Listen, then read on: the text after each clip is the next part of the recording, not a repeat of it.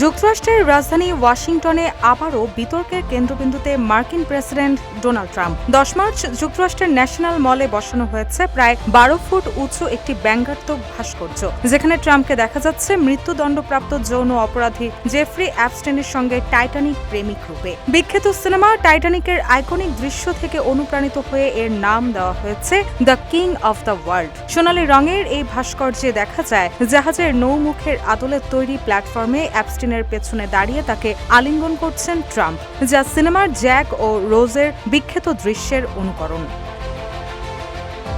এছাড়াও ভাস্কর্যের নিচে থাকা নামফলকে বিলাসবহুল পার্টি ও গোপন সম্পর্কের ইঙ্গিত দিয়ে ব্যঙ্গাত্মক বার্তা লেখা হয়েছে। এখানেই শেষ নয়, ভাস্কর্যের সামনে ক্যাপিটলের দিকে সারি করে টানানো হয়েছে 10টি ব্যানার, যেখানে ব্যবহার করা হয়েছে ট্রাম্প অ্যাপস্টিনের ছবি ও shake America safe again slogan.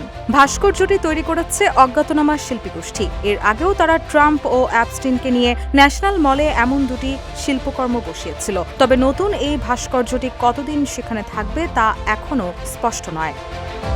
Rusha সুর, নিউজ ডেস্ক, ইত্তেফাক।